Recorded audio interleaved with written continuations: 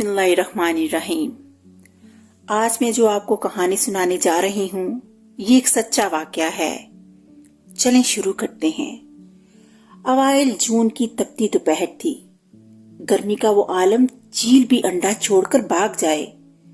سڑکیں سنسان اور گلیاں جیسے ایک دم ویران ہو گئی تھیں۔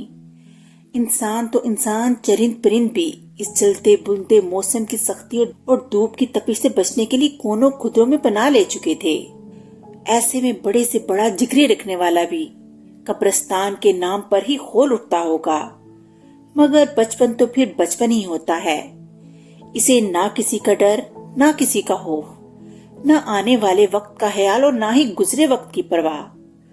اس تپتی سلگتی دوپہر میں شہر کے سب سے پرانے اور بڑے قبرستان میں ایک طرف الگ تھلگ سے بنے احاطے میں چند بچے چھپن چھپائی کھیلنے میں مشغول تھے۔ یہ احاطہ قبرستان سے ذرا ہٹ کے بنا ہوا تھا۔ بے شمار گھنے درختوں کے جھنڈوں کی وجہ سے یہاں قدرے سکون تھا۔ اس گرم ترین موسم میں بھی یہاں اچھی خاصی ٹھنڈک کا احساس ہو رہا تھا۔ اسی وجہ سے وہ بچے ہر طرف سے بے نیاز ہو کر اپنے کھیل میں مگن نظر آ رہے تھے۔ وہ قریبی محلے کے رہائشی شبیر صاحب کے خاندان کے بچے تھے۔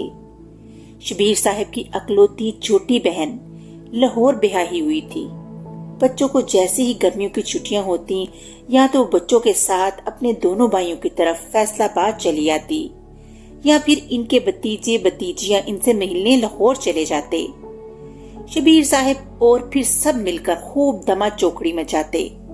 یہ ان سب کا برسوں پرانا معمول تھا۔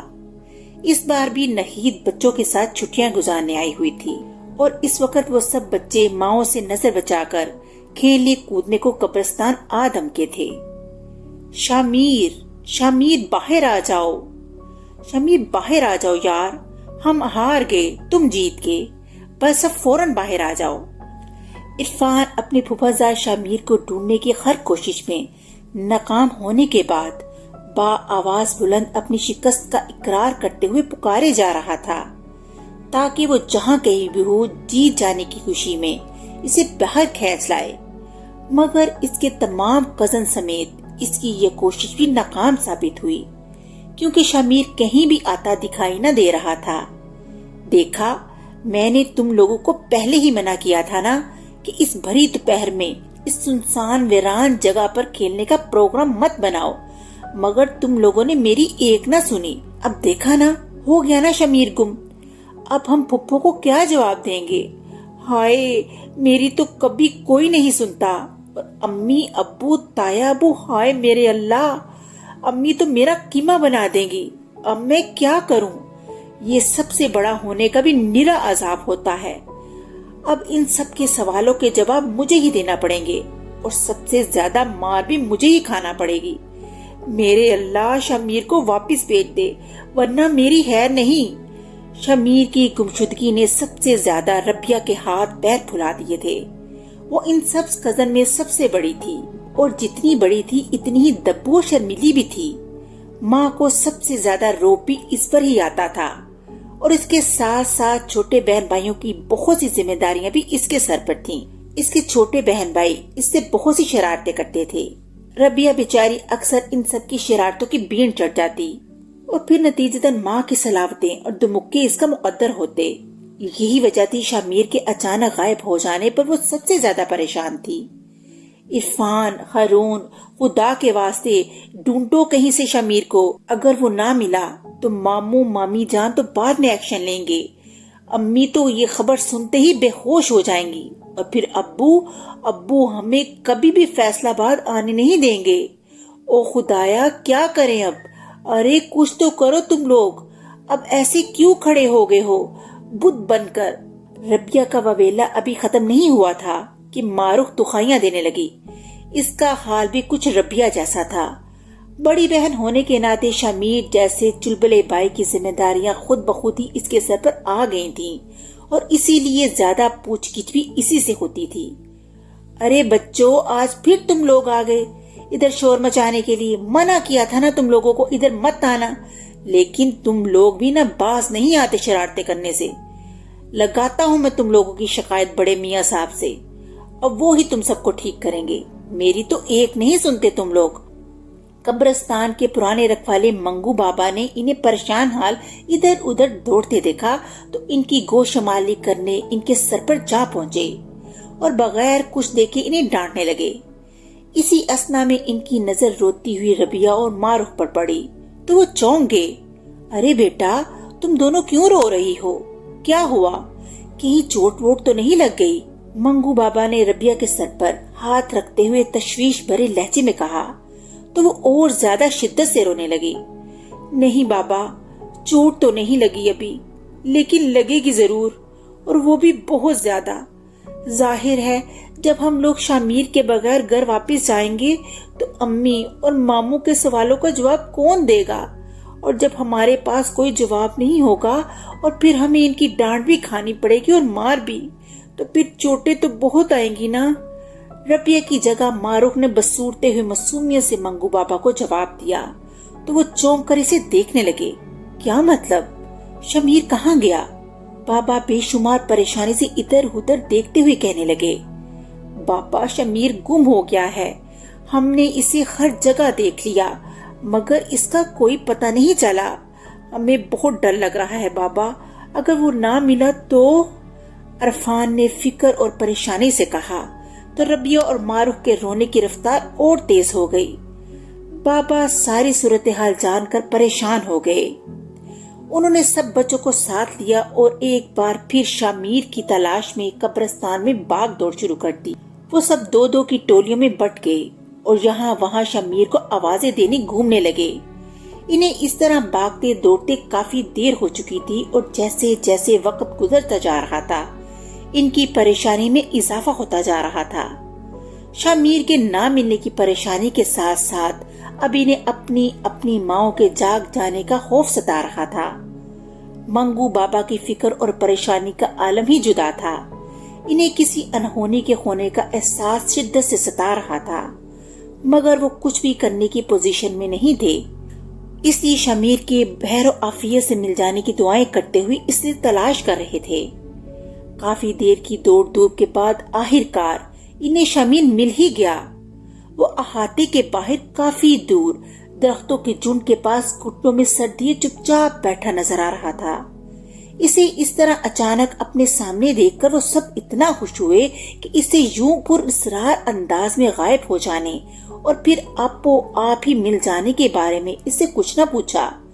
انہیں یاد ہی نہ رہا مگر منگو بابا اسے اس طرح اور اس جگہ دیکھ کر حد سے زیادہ پریشان ہو گئے۔ شامیر پتر، تم یہاں کیسے آ گئے؟ ابھی تو ہم یہاں سے ہو کر گئے ہیں، تم کہیں بھی نظر نہیں آئے تھے، اب اس طرح اچانک کہاں تھے تم بیٹا؟ تمہیں ہماری آوازیں سنائی نہیں دے رہی تھی کیا؟ منگو بابا نے شامیر کا بازو پکڑ کر اسے اٹھاتے ہوئے حیرت اور پریشانی سے پوچھا تو وہ سر اٹھا کر انہیں عجیب حالی حالی نگاہوں سے دیکھنے لگا۔ اس کی آنکھیں غیر معمولی سرخ ہو رہی تھیں اور چہرہ بھی لال ببوکا ہو رہا تھا۔ بال اور کپڑے اس طرح بھیگے ہوئے تھے جیسے ابھی ابھی کپڑوں سمیت نہا کے آیا ہو۔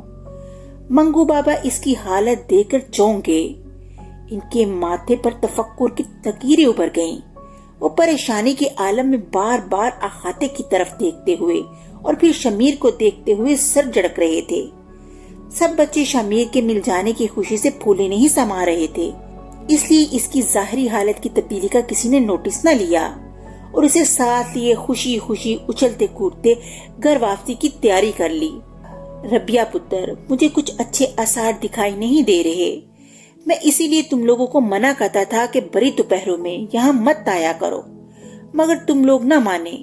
اللہ خیر ہی کرے، اب جانے کیا ہونے والا ہے۔ مجھے شامیر پتر کی بہت فکر ہو رہی ہے۔ میں بڑے میر صاحب سے بات کرتا ہوں، مجھے خطرے کی بو آ رہی ہے بیٹا۔ اللہ تم سب کو اپنی ایمان میں رکھے۔ اب تم لوگ اپنے گھر جاؤ اور آئندہ ادھر مت آنا، سمجھی؟ شامیر کی خالی خالی اجنبی نگاہیں دیکھ کر بابا نے اپنی پریشانی کا اظہار ربیہ سے کچھ اس طرح کیا کہ وہ بھی پریشان ہو گئی۔ بابا کی باتوں نے اس کے دل میں خوف سا بھر دیا۔ وہ سب کو ڈانٹتی ڈبٹتی گھر واپس آ گئی۔ جلدی منگو بابا کے خوف نے پوری میر فیملی کو اپنی لپیٹ میں لے لیا۔ شام تک شمیر سخت بخار میں مبتلا ہو چکا تھا۔ اس کا جسم ایسے جل رہا تھا جیسے بھٹی۔ سارے گھر والے اس کی حالت دیکھ کر پریشان ہو چکے تھے، اور اسی پریشانی میں شبیر میر صاحب نے لاہور فون کر کے رضا میر صاحب کو بھی مطلع کر دیا۔ رضا میر کو اپنے دونوں بچوں سے شدید محبت تھی۔ انہیں جیسے ہی میرو کی خراب صحت کے بارے میں پتا چلا، وہ فوراً بھاگے چلے آئے۔ انہوں نے جب اپنے بیٹے کی حالت دیکھی تو ان کا دل جیسے کسی نے مٹھی میں جکڑ لیا ہو۔ انہوں نے اسی وقت شمیر کو گاڑی میں ڈالا اور واپس لاہور بھاگے۔ پھر شہر کے سب سے بڑے ہسپتال میں شمیر کو ایڈمٹ کروا دیا گیا، مگر مرض بڑھتا گیا۔ جو دعا کی کہ مصادق ہر کوشش رائے گاہ جاتی دکھائی دے رہی تھی، میرو کی حالت کسی طرح بھی نہیں سنبھل رہی تھی۔ وہ چپ چاپ گمسم سا بیٹھا ہلاؤں میں جانے کیا ڈھونڈ رہا تھا، لیکن جب اسے دوڑا پڑتا تو وہ کسی کے قابو میں آتا ہی نہیں تھا۔ چلا چلا کر سارا ہاسپٹل سر پہ اٹھا لیتا تھا۔ نہ ڈاکٹرز کے قابو میں آتا، نہ ہی پیرامیڈیکل اسٹاف اسے سنبھال پاتے۔ اس 11 سالہ لڑکے کے وجود میں جیسے 40 آدمیوں کی طاقت بھر آتی۔ نہ اس پر کوئی دوائی اثر کرتی اور نہ ہی کسی انجیکشن کوئی ری ایکشن ہوتا۔ اس کے گھر والوں کے ساتھ ساتھ ہاسپٹل کا عملہ بھی اس کی حالت دیکھ دیکھ کے حد سے زیادہ پریشان ہو چکا تھا، مگر کسی کی سمجھ میں یہ نہ آ سکا کہ بیماری کیا ہے، اور نہ ہی کوئی علاج سمجھائی دے رہا تھا۔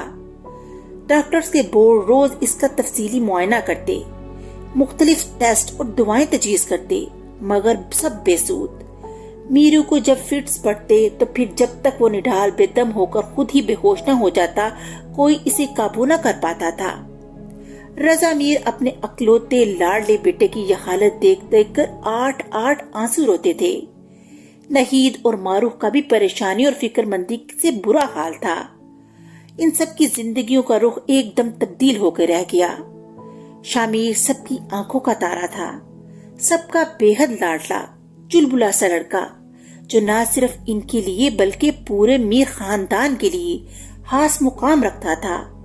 وہ پورے خاندان کی رونق اور جان تھا، اور اب اس کی یہ حالت دیکھ دیکھ کر سبھی بے جان ہو جا رہے تھے۔ رضا میر صاحب، ہم سے جو کچھ بھی ہو سکتا تھا ہم کر چکے۔ اب ہم اس سے آگے ہماری ڈاکٹری، ہماری سائنس سب بے بس ہو چکی ہے۔ آپ شمیر بیٹے کو گھر لے جائیں، اس کے لیے دعا کریں، دعا میں بھی بڑی طاقت ہوتی ہے۔ ہم بھی آپ کے بیٹے کے لیے دعا گو ہیں کہ وہ جلد سے حجاب ہو جائے، مگر ہم اب اس سے زیادہ آپ کی مدد نہیں کر سکتے۔ 15 دنوں کی ناکام کوششوں کے بعد ڈاکٹرز نے انہیں جواب دے دیا۔ اس خبر نے میر فیملی کے صحیح معنوں میں ہوش اڑا دیے۔ نہید اور معروف کے آنسو رکنے کا نام نہیں لے رہے تھے، اور رضا میر کو تو ایسے لگتا تھا جیسے ان کی کمر ہی ٹوٹ گئی ہو۔ خاندان کے چھوٹے بڑے سب میرو کے لیے جہاں دل سے دعا گو تھے، اور وہیں انہیں تسلیاں بھی دے رہے تھے، مگر میرو کی حالت دیکھ دیکھ کر وہ دن بدن بجھتے جا رہے تھے۔ اللہ اللہ مجھے معاف کر دے، یا اللہ غلطی ہو گئی مجھ سے، معافی دے دے۔ شامیر کی چیخوں سے سارا گھر گونج رہا تھا۔ 2 ماہ سے اوپر ہو چکا تھا، ہر طرح کا علاج کروا چکے تھے، دم درود، جھاڑ پھونک، تویز داغے، مگر سب بے سود، کچھ بھی کام نہیں آ رہا تھا۔ شمیر کی حالت دن بدن بگڑتی جا رہی تھی۔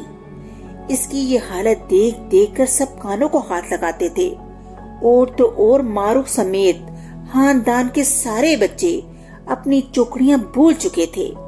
شمیر کے جنون اور دیوانگی نے ان سے جیسے ان کی ساری شوخیاں اور ساری شرارتیں ہی چھین لی تھیں۔ میر فیملی میں ہر طرف ڈر اور خوف کا راج تھا۔ اس وقت بھی رضا میر صاحب جمعہ کی نماز ادا کر کے مسجد سے آئے تھے، اور بے حد مایوسی کے عالم میں سر جھکائے بے سود لیٹے شمیر کے سخانے بیٹھے تھے۔ اس کی دوسری طرف نہید بیٹھی تلاوت کر رہی تھی، اور اسی کمرے کے کونے میں معروف جائے نماز بچھائے رو رو کر اللہ سے اپنے چھوٹے بھائی کی زندگی، تندرستی اور سلامتی کی دعائیں مانگ رہی تھی۔ بھائی جان، کھانا یہیں لے آؤں یا ڈائننگ ٹیبل پر لگا دوں؟ ان کی پرانی خاندانی ملازمہ جمیلہ، جنہیں بچے خالہ بھی کہتے تھے، اس نے اندر آ کر رضا میر صاحب سے پوچھا تو انہوں نے نفی میں سر ہلا کر منع کر دیا۔ لیکن بھائی جان، باجی نے بھی صبح سے کچھ نہیں کھایا، اور معروف بیچاری تو اللہ معافی، اللہ معاف کر دے۔ ابھی حالہ بھی کا جملہ پورا نہیں ہوا تھا کہ شمیر کی حالت بگڑنے لگی۔ وہ دونوں ہاتھ جوڑے کمرے میں جا بجا لگے، قرآنی آیات کے خطاطی کی اعلیٰ پینٹنگ کے سامنے جھکتا جا رہا تھا۔ جیسے جیسے وہ گریہ زاری میں اضافہ کرتا جاتا، ویسے ویسی اس کی حالت بگڑتی جا رہی تھی۔ دیکھتے ہی دیکھتے اس کے حلق سے بھیانک چیخیں نکلنے لگیں۔ اس کا جسم بستر سے 2-2 فٹ اچھل رہا تھا۔ رضا میر و نہید کے ساتھ جمیلہ بھی اسے قابو کرنے کی کوشش کر رہی تھی، مگر بے سود۔ وہ ان تینوں کے بس سے باہر تھا۔ اس کا شور نہید اور معروف کی چیخیں سن کر گھر کے دوسرے ملازمین بھی بھاگے چلے آئے۔ یہ جمیلہ کے شوہر منور اور بیٹا انور تھے، اور وہ دونوں بھی ان کے ساتھ مل کر میرو کو قابو کرنے کی کوشش کر رہے تھے، مگر اس میں جانے اتنی طاقت کہاں سے آ گئی تھی۔ وہ سب اس کے سامنے بے بس نظر آ رہے تھے۔ اس کی حالت نے نہید اور معروف سمیت جمیلہ کی بھی چیخیں نکلوا دی تھی۔ وہ تینوں بری طرح سے روتے ہوئے میرو کو تڑپتا دیکھ رہے تھے۔ پھر دیکھتے ہی دیکھتے اس کا سر ایک دم پورے کا پورا گھوم گیا، اور اس طرح کہ اس کا چہرہ اسی پشت کی طرف چلا گیا اور باروں سے بری گدی سینے کی طرف آ گئی، ایسے جیسے کوئی انسان نہیں، چابی والا کھلونا ہو۔ شمیر کی یہ حالت دیکھ کے نہید اور معروف کی چیخیں نکل گئیں، پھر وہ دونوں وہیں گر کر بے ہوش ہو گئیں۔ جمیلہ بی کا بھی خوف کے مارے برا حال تھا۔ وہ تھر تھر کانپ رہی تھی، مگر جی کھڑا کر کے خود کو سنبھالتی فوراً نہید اور معروف کی طرف لپکی۔ رضا میر، منور اور انور اسی خوف اور دہشت کے ساتھ ساتھ عجیب طرح کی اذیت میں مبتلا ہو چکے تھے، مگر پھر بھی خود کو کمپوز کرتے ہوئے مسلسل میر کو سنبھالے جا رہے تھے۔ نہیں چھوڑوں گا، کسی کو بھی نہیں چھوڑوں گا، ایک ایک سے بدلا لوں گا، چن چن کر ماروں گا سب کو، کسی ایک کو بھی نہیں چھوڑوں گا۔ 11 سالہ شمیر کے منہ سے نکلنے والی آواز ہرگز بھی 11 سالہ بچے کی نہیں تھی۔ کون ہو تم، اور کیا بگاڑا ہے میرے بچے نے تمہارا؟ کیوں پیچھے پڑ گئے ہو اس معصوم کے؟ تمہیں اللہ کا واسطہ جان چھوڑ دو ہماری۔ ارے ہماری تو کسی انسان سے بھی کسی قسم کی دشمنی نہیں، تو پھر کسی دوسری مخلوق سے دشمنی کیسے مول لے سکتے ہیں؟ رضا میر سے تو پہلے ہی بیٹے کی حالت دیکھی نہیں جا رہی تھی، اس لیے اس نے ہاتھ جوڑ کر روتے ہوئے پٹتے ہوئے کہا، اب کیوں معافیا مانگ رہے ہو؟ پہلے تو اپنے بچوں کو کھلا چھوڑ دیتے ہو، انہیں تمیز تہذیب سکھانے کی بجائے الٹا لاڈ پیار میں اس قدر بگاڑ دیتے ہو کہ چھوٹے بڑے کی تمیز بھول جاتے ہیں، نافرمانیاں کرنے لگتے ہیں، بے ادب بدتمیز بے خدا ہو جاتے ہیں، اور تم لوگ ان کی ایسی حرکتوں کو ان کی معصوم شرارتیں سمجھ کر خوش ہوتے ہو۔ ارے واہ، کسی کی جان گئی اور آپ کی ادا ٹہری، بس بہت کر لیا میں نے برداشت، مگر اب اور نہیں، اب تو سزا ملے گی اور مل کے ہی رہے گی۔ اس لڑکے کو تو میں نے نہیں چھوڑنا، اور اس کے بعد اب سب بچوں کی باری آئے گی جو بڑی دوپہروں میں سنسان قبرستانوں کو کھیل کا میدان سمجھ کر دوڑتے بھاگتے پھرتے ہیں۔ بس عبدالجلال، بس بہت ہو گیا، ان بچوں کی غلطی سے زیادہ سزا تم انہیں دے چکے ہو، اب کیا جان لوگے ان معصوم کی؟ اسی باری آواز میں شمیر کے منہ سے نکلنے والے انکشافات نے رضا میر کو ڈرا کے رکھ دیا۔ ابھی وہ اس حملے سے سنبھلے بھی نہیں تھے کہ دروازے کی جانب سے ابھرنے والی آواز نے ان کے ساتھ ساتھ سب کا رخ دروازے کی جانب موڑ دیا۔ شامین نے بھی چونک کر کھلے دروازے کی طرف دیکھا۔ شمیر کے دونوں ماموں دروازے کی طرف کھڑے تھے۔ ان دونوں کے ساتھ ایک دراز کا جوان کھڑا تھا جس نے آسمانی رنگ کا سادہ سا لباس پہن رکھا تھا، سر پر سفید امامہ باندھا ہوا تھا اور اس کی سیاہ گھنی داڑھی اس کی نورانی چہرے پر سجی ہوئی تھی۔ اس نوجوان کے پورے وجود سے نور کی لپٹیں اٹھ رہی تھیں، خصوصی طور پر اس کی روشن چمکدار آنکھیں جن سے نکلنے والی روشنی کی لہر نے شمیر کو پریشان سا کر دیا تھا۔ او عبد الکریم، تو آ ہی گئے تم پھر میرا راستہ کاٹنے کے لیے۔ منع کیا تھا نا میں نے تمہیں کہ میرا پیچھا چھوڑ دو، میں کسی کو بھی معاف نہیں کروں گا، نہیں، ہرگز نہیں۔ عبد الکریم کے سنجیدہ انداز سے کیے گئے سوال کے جواب میں شمیر کے منہ سے پھر وہی گنگڑ سے بھرپور باری آواز برآمد ہوئی، اور پھر اس کے ساتھ ہی شمیر کی حالت پھر بگڑنے لگی اور وہ بری طرح چیخنے لگا۔ اپنی جگہ سے اچھل اچھل جا رہا تھا اور پھر دیکھتے ہی دیکھتے اس کی گردن ایک بار پھر پیچھے کی طرف چلی گئی۔ اس کی حالت نے ایک بار پھر سب کے رونگٹے کھڑے کر دیے۔ ناہید اور معروف جو چند ہمیں پہلے ہوش میں آئی تھیں ایک بار پھر چیخنے لگیں، بھائی جان میرا بچہ، ہائے میرا میرو، بھائی جان میرے بچے کو بچا لیں۔ ناہید تڑپ تڑپ کر روتی ہوئی بھائیوں کی سمت لپکی تھی اور پھر اسی طرح روتے کرلاتے ان کی باہوں میں ہی جھول گئی۔ کچھ یہی حال معروف کا بھی تھا۔ محمد شبیر صاحب، آپ ان بیبیوں کو باہر لے جائیں اور جب تک میں نہ کہوں انہیں اندر مت لائیے گا، اور ہاں، ایک گلاس پانی کا منگوا دیں مجھے۔ عبد الکریم نامی نوجوان نے بیڈ کے پاس پڑی کرسی پر اطمینان سے بیٹھتے ہوئے کہا تو شمیر نے بے چینی سے پہلو بدلا اور پھر بے حد غصے سے اسے گھورنے لگا۔ عبد الکریم، تم نے سنا نہیں؟ میں نے کیا کہا تم سے؟ جاؤ، چلے جاؤ اور انہیں ان کے حال پر چھوڑ دو۔ میں اپنا بدلہ لیے بغیر یہاں سے نہیں جاؤں گا۔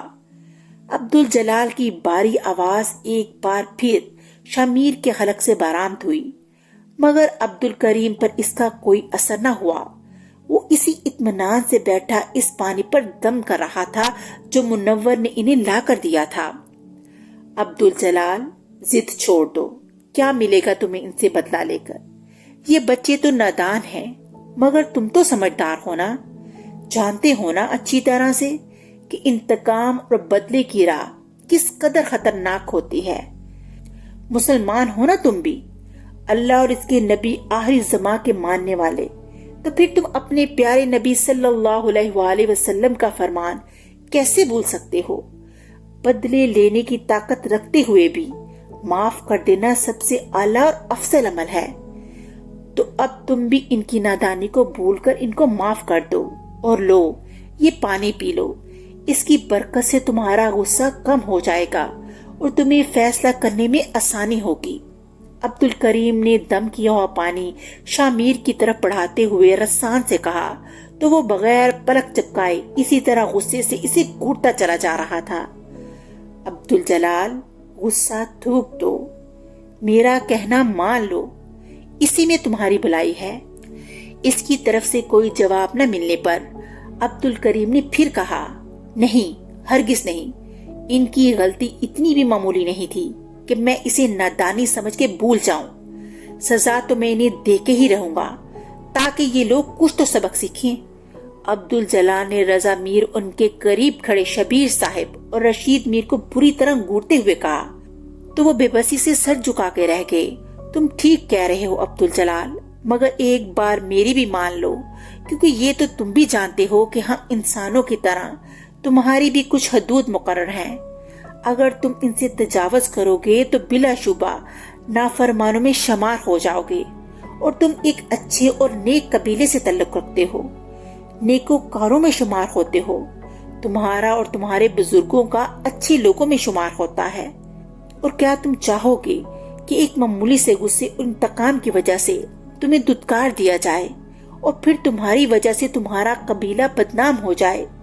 کیا تم ایسا پسند کرو گے عبد الجلال؟ بتاؤ مجھے، کیا یہ سب تمہیں اچھا لگے گا؟ تم ٹھیک کہہ رہے ہو عبد الکریم، میں واقعی نہیں چاہتا کہ میں اپنی حدود سے تجاوز کر کے نافرمان اور گستاخ بن جاؤں، اپنے غصے اور انتقام کی آگ میں اپنے معزز قبیلے کا نام بدنام کر ڈالوں، مگر میں کیا کرتا؟ تم خود انصاف کرو عبد الکریم، میں نے کئی بار منع کیا تھا انہیں، منگو بابا کے ہاتھ کئی بار ان لوگوں کو پیغام بھجوایا کہ اپنے بچوں کو کنٹرول میں رکھیں، ان کا خیال رکھیں۔ منگو بابا نے ان بڑوں کو بھی کہا اور ساتھ ساتھ ان بچوں کو بھی کئی بار منع کیا کہ یہ لوگ قبرستان میں کھیلنے کودنے مت آیا کریں، قبرستان کھیل کا میدان نہیں ہوتا، یہ تو جائے عبرت ہے۔ یہاں آ کر تو سب کی مستیاں شرارتیں دم توڑ دیتی ہیں، مگر یہ بچے، یہ شرارتی اور نافرمان بچے کسی کی نہیں سنتے۔ بلکہ میں تو کہوں گا کہ ان بچوں کے ساتھ ساتھ ان کے والدین کا بھی برابر کا قصور ہے۔ عبدالجلال کا غصہ کسی طرح کم نہیں ہو رہا تھا۔ کمرے میں موجود سب افراد سر جھکائے مجرموں کی طرح کھڑے تھے۔ کمرے کی دہلیز کے باہر نہید اور جمیلہ برستی آنکھوں سے شمیر کو دیکھ رہی تھی، جو غصے سے بولتا ہوئے انہیں گھور رہا تھا۔ شمیر کے منہ سے ساری بات سن کر ان کا سر شرم سے جھک گیا۔ عبدالجلال پھر بولا، غلطی؟ انہوں نے کوئی کم غلطی کی ہے؟ انہوں نے گناہ کیا ہے، مگر اس روز تو حد ہی ہو گئی تھی عبدالکریم۔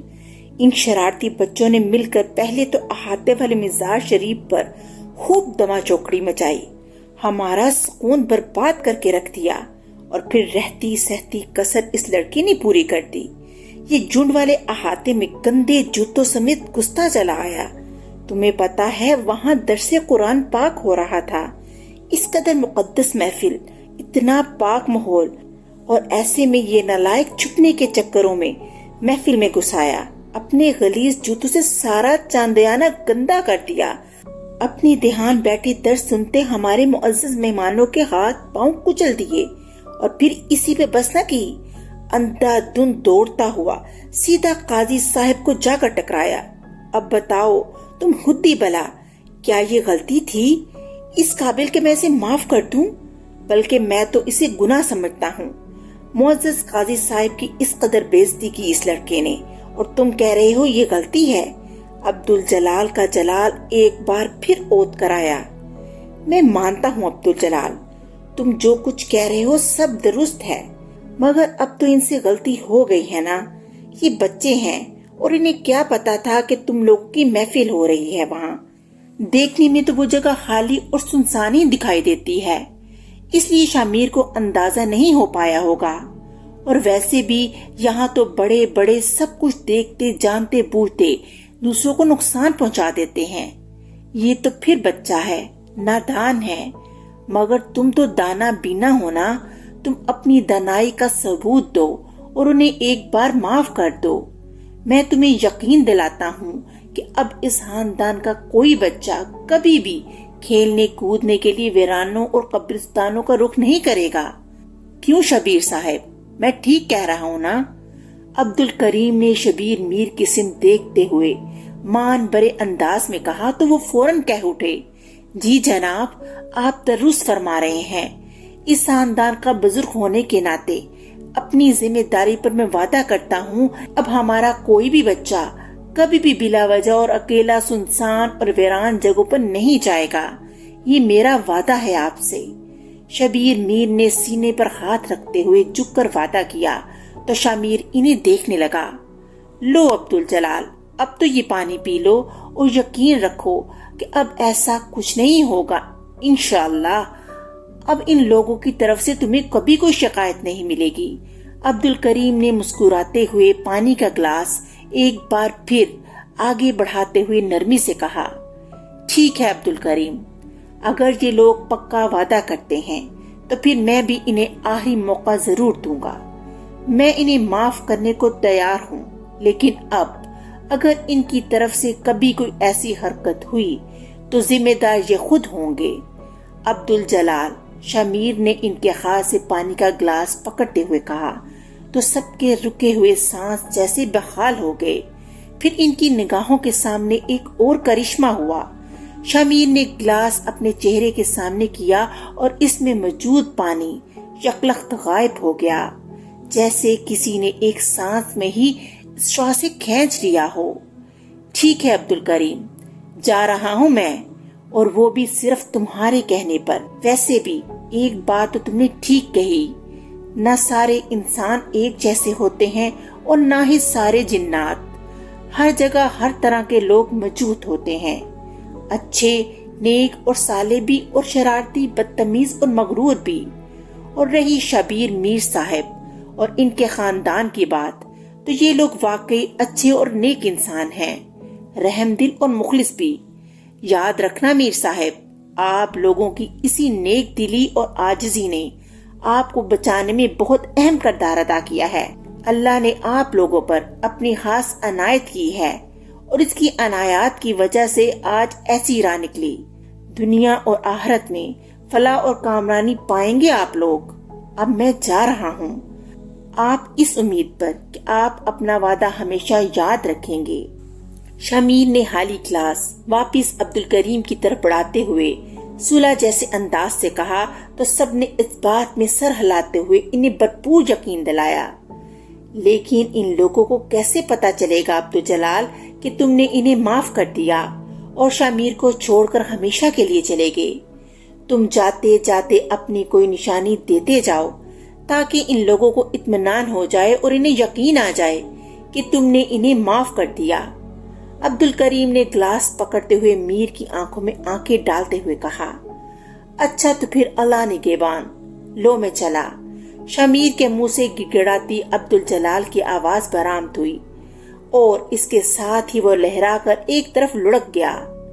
پھر دیکھتے ہی دیکھتے کمرے میں موجود واحد دیوار گیر کھڑکی کے سامنے پڑا باری دبیز پردہ ایک دم ہوا میں بلند ہوتا چلا گیا اور پھر پوری طرح ایسے اوپر اٹھ گیا کہ چھت کے ساتھ جا لگا۔ اس کے ساتھ ہی بند کھڑکی کا شیشہ زوردار آواز کے ساتھ تڑک گیا، یوں جیسے کوئی باری برگم کی دور سے اٹھتی ہوئی آئی ہو اور پوری قوت کے ساتھ شیشے سے ٹکرا گئی ہو۔ سب دم بخود کھڑے یہ سب دیکھتے رہ گئے۔ رضا میر صاحب، آپ کا بیٹا ماشاءاللہ اب بالکل ٹھیک ہے۔ اب آپ لوگوں کو بہت احتیاط سے کام لینا ہوگا۔ آئندہ کوشش کیجیے گا کہ بچے ایسی خطرناک جگہوں کے قریب سے گزرے بھی نہ۔ آپ پر اللہ کی مہربانی ہو گئی۔ اب آپ بھی اپنا وعدہ ہمیشہ یاد رکھیے گا۔ جیسے ہی شمیر کو ہوش آیا، عبدالکریم صاحب نے اس کا ہاتھ رضا میر کے ہاتھ میں دیتے ہوئے نرمی سے کہا تو فرتے مسرت سے سب کی آنکھوں میں آنسو آ گئے۔ عبدالکریم نے ماں نور کو بھی اندر بلایا۔ نہید اور جمیلہ بھی اس کے ساتھ ہی اندر آ گئی تھیں۔ انہوں نے مزید پانی منگوا کر اس پر دم کیا اور پھر وہ پانی دونوں بچوں کو پلا دیا۔ اس کے علاوہ انہوں نے نہید اور رضا میر کو پڑھنے کے لیے کچھ آیات اور وظیفے بھی بتائے۔ وہ سب ان کے لیے دل سے ممنون ہو رہے تھے۔ ہم آپ کا یہ احسان کیسے اتار پائیں گے عبدالکریم صاحب؟ آپ کو تو اللہ تعالیٰ نے ہمارے لیے فرشتہ بنا کر بھیجا۔ آپ ہمیں بتائیں کہ ہم آپ کی کیا خدمت کر سکتے ہیں؟ رضا میر صاحب نے ان کے ہاتھ چومتے ہوئے بھیگے لہجے سے مسکراتے ہوئے کہا، نہیں نہیں رضا صاحب، ایسا مت کہیں، میں بھی اللہ کا ایک معمولی سا بندہ ہوں اور اس کے حکم پر ہی آپ کی مدد کو آیا ہوں۔ آپ مجھے شرمندہ مت کریں، مجھے آپ کی دعاؤں کے علاوہ اور کچھ نہیں چاہیے۔ آپ بس میرے حق میں دعا کر دیجئے گا، میرے لیے یہی بہت ہے۔ ہاں البتہ جیسا کہ عبدالجلال نے کہا کہ آپ رحم دل اور نیک انسان ہیں، پھر اللہ پاک نے آپ کو بہت نوازا ہے، اس کی خاص رحمت ہے آپ پر۔ آپ بس اس کی دی ہوئی نعمتوں سے ہمیشہ اس کی محلو کی مدد کرتے رہیں، جس طرح پہلے بھی کیا کرتے تھے۔ حقداروں کو ان کا حق ضرور دیا کیجیے گا، بس اسی طرح اپنے اس چلن کو برقرار رکھیں، بس یہی ہماری خدمت ہے۔ اب اجازت دیجیے، ہمیں اللہ کے بندوں کی خدمت کرنے کہیں اور پہنچنا ہے۔ عبدالکریم باری باری ان سب سے ہاتھ ملا کر باہر نکلے تو رشید میر کے ساتھ ساتھ رضا اور منور بھی ان کے پیچھے لپکے۔ رشید میر نے انہیں ان کی مطلوبہ جگہ تک چھوڑنے کی پیشکش بھی کی، مگر وہ نرمی سے انہیں منع کرتے ہوئے اکیلے ہی باہر نکل گئے۔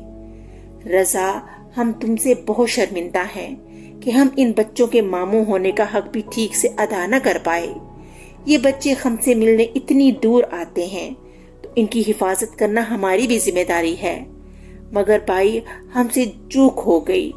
منگو نے ہمیں بارہا اشاروں کنایوں میں سمجھانے کی کوشش کی، مگر ہم نے اس کی کسی بات کو قابل توجہ نہ سمجھا اور نہ ہی کسی قسم کی کوئی احتیاط کی۔ بس ہمیشہ یہی سوچتے رہے کہ ابھی یہ سب بچے ہیں، ذرا بڑے ہو جائیں گے تو خود ہی سمجھ جائیں گے، اور پھر ہمارے دل میں یہ خیال بھی تھا کہ اگر اس عمر میں یہ شرارتیں نہیں کریں گے تو پھر کیا بڑھاپے میں کریں گے؟ مگر ہم غلط تھے، ہمارا خیال غلط تھا۔